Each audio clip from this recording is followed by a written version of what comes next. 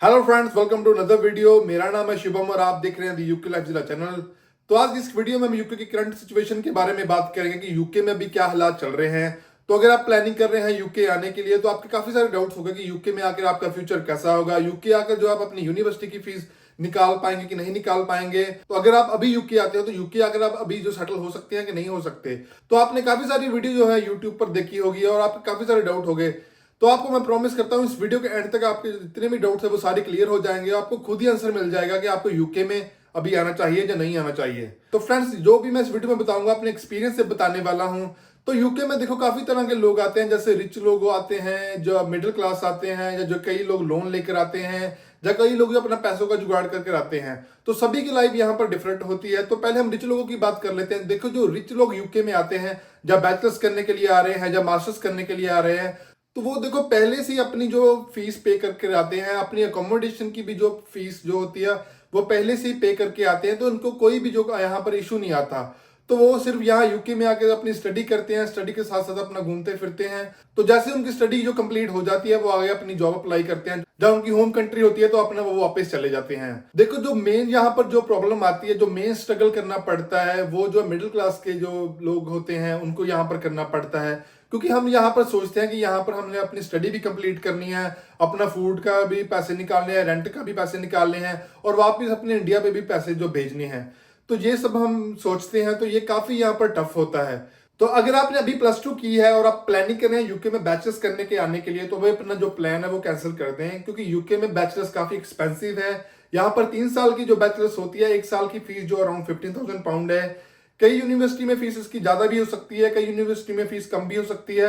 तो अगर आप 50,000 एवरेज लगाओ और इसको आप 3 से मल्टीप्लाई करते हैं, इसकी जो कॉस्ट है वो टोटल 45,000 पाउंड बन जाती है।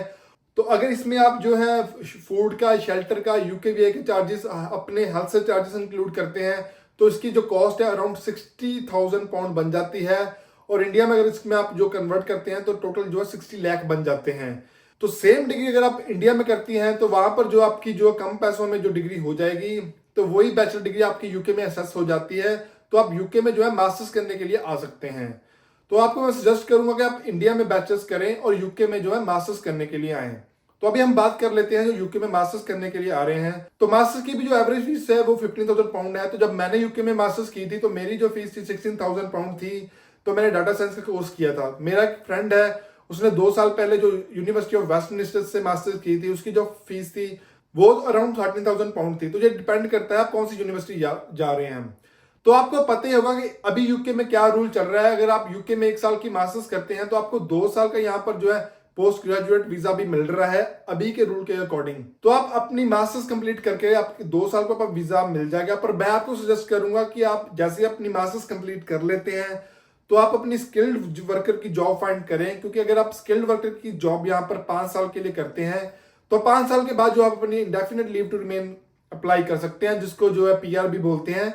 और उसके बाद जो है आप अपने सिटीजनशिप भी अप्लाई कर सकते हैं।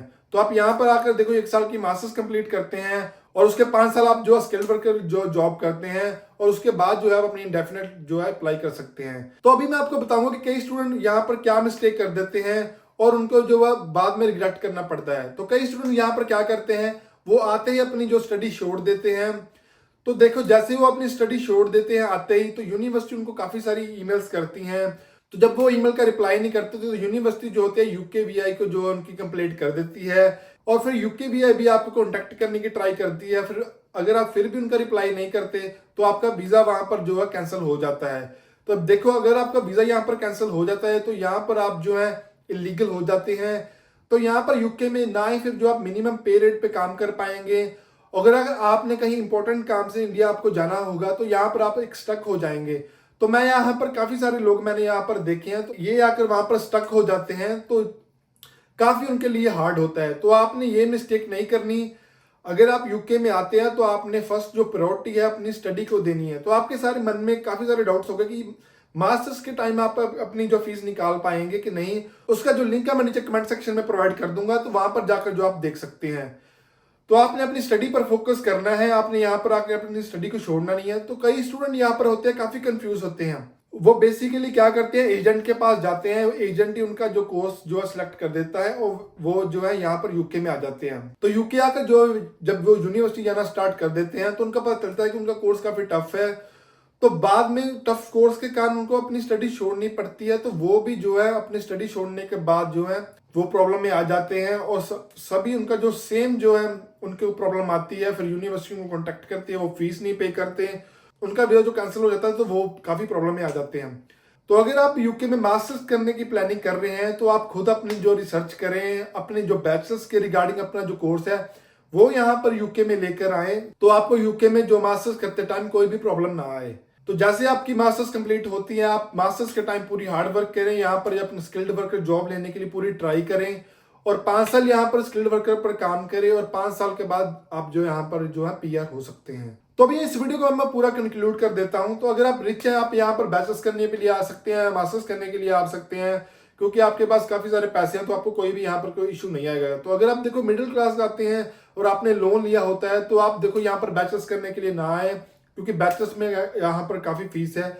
आप यहाँ पर मास्टर्स करने के लिए आए और मास्टर्स करते टाइम अपने स्टडी पर फोकस करें। स्टडी के बाद जो है अपनी जो आप स्किल्ड वर्कर जॉब देखें और 5 साल स्किल्ड वर्कर पर काम करें और आप अपना 5 साल बाद डेफिनेटली अप्लाई कर सकते हैं।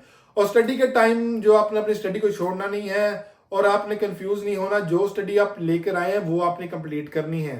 तो आई होप फ्रेंड्स आपको ये वीडियो अच्छी लगी हो। अगर फिर भी आपका कोई डाउट है, आप नीचे कमेंट सेक्शन में कमेंट कर सकते हैं, तो मैं वहां पर जाकर आपको रिप्लाई कर दूंगा। तो अगर आपको ये वीडियो अच्छी लगी है, प्लीज इस वीडियो को लाइक करें और चैनल को सब्सक्राइब करें। And thank you so much guys video को देखने के लिए।